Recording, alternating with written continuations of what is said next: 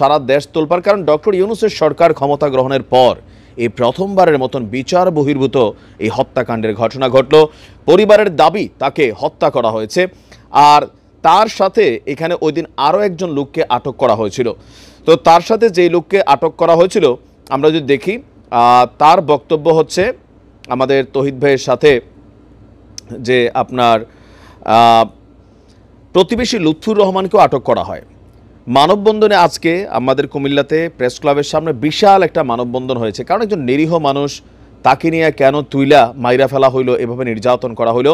আর নির্যাতনের সাক্ষী হচ্ছে এই লুৎফুর রহমান। তিনি বলছেন যে ঘটনার রাত থেকে পুলিশে হস্তান্তরের আগ পর্যন্ত যৌথ বাহিনী কর্তৃক তৌহিদুলকে নির্যাতন করা হয়। তিনি দাঁড়াতেই পারছিলেন না।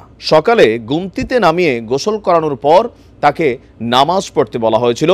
তো লুৎফুর রহমান নামাজ পড়লেও তৌহিদ দাঁড়াতে পারেনি।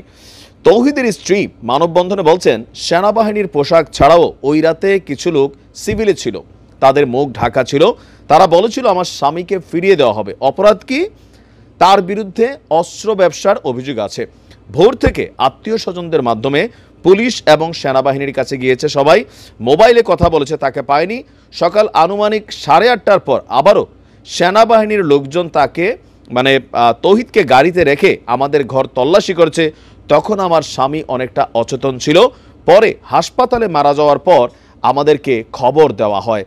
দর্শক, আমরা যদি দেখি চাঞ্চল্যকর ঘটনায় কুমিল্লার যৌথ বাহিনী পরিচয়ে যে অভিযান চলেছে, আমরা তার পরিবারের অবস্থান থেকে তার বক্তব্য যে তার স্বামীর কোনো অপরাধ ছিল না, কোনো সন্ত্রাসীও নয়।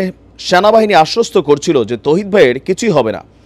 আর লোকালি যারা পিপল আছে, এই তৌহিদ সম্পর্কে এলাকাবাসীর বক্তব্য তৌহিদ কোনো সন্ত্রাসী বা অপরাধী না। তবে সারা বাংলাদেশ জুড়ে এই মুহূর্তে যে অস্ত্র উদ্ধারের জন্য যে যৌথ অভিযান চলছে, সম্ভবত সেই যৌথ অভিযানকে কি বলা হয় যে অস্ত্র উদ্ধারের জন্য সারা বাংলাদেশের বিভিন্ন জায়গায় তল্লাশি চালাচ্ছে আমাদের এই যৌথ বাহিনী, একটা অভিযান চালাচ্ছে।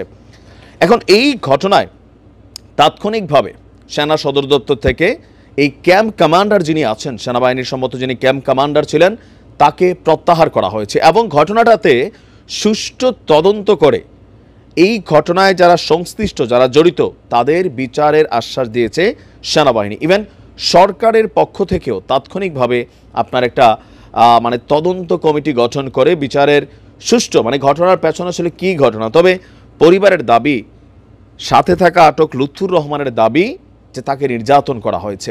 এখন নির্যাতন করা কেন হইতে পারে? ধারণা হচ্ছে যে সম্ভবত তার বিরুদ্ধে যেহেতু অস্ত্র ব্যবসার অভিযোগ, কোথাও না কোথাও কে একটা মিস ইনফরমেশন তো দিছেই।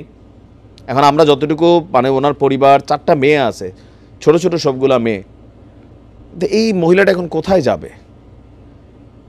আর উদ্ধারের জন্য অস্ত্র উদ্ধার হোক, যত কিছুই হোক, ভাই নিয়া এইভাবে মারামারি করে একটা মানুষের জীবিত মাইরা ফেলা, এটা কোনোভাবেই আসলে হজম করার বিষয় না। আর ডক্টর ইউনূসের সরকারের জন্য এটা একটা বড় ধরনের ধাক্কা যে ডক্টর ইউনূস কি আদৌ রাষ্ট্রকে কন্ট্রোল করতে পারছেন? আইনশৃঙ্খলা বাহিনী কি তাকে মানছে নাকি তার কথা শুনছে? আর এই ঘটনায় পুরো দেশবাসী যেমন হতবাক, কুমিল্লাবাসীও হতবাক। এখন হচ্ছে কি, সারা বাংলাদেশে অনেকেই নানান ধরনের মিথ্যা মামলা, মিথ্যা ইনফরমেশনের মাধ্যমে আইনশৃঙ্খলা বাহিনীর কাছে কিন্তু আটক হয়ে যাচ্ছেন।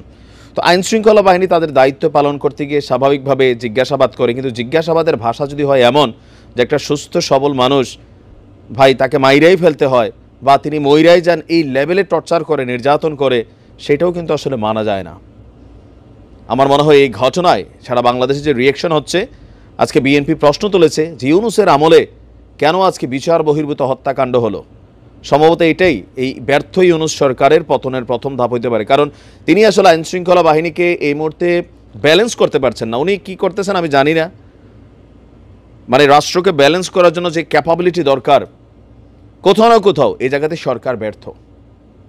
আরও শক্ত হইতে হবে। মব জাস্টিস চলতেছে যেখানে সেইখানে, আমরা এখন দেখতেছি কি বাংলাদেশের মানুষ এতটা আমরা স্বাধীনতা উপভোগ করছি যে আইনের তাকতোয়াক্কা আমরা কিছু করছি না। অনেক জায়গায় পুলিশে হামলার শিকার হচ্ছে। একটা সিস্টেম তো আসলে দরকার। 6 মাসের উপরে হয়ে গেছে।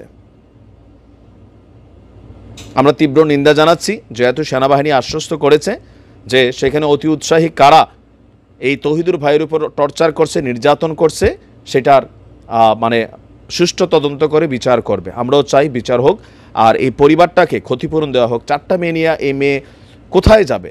তৌহিদের স্ত্রী। ভালো থাকুন, আসসালামু আলাইকুম।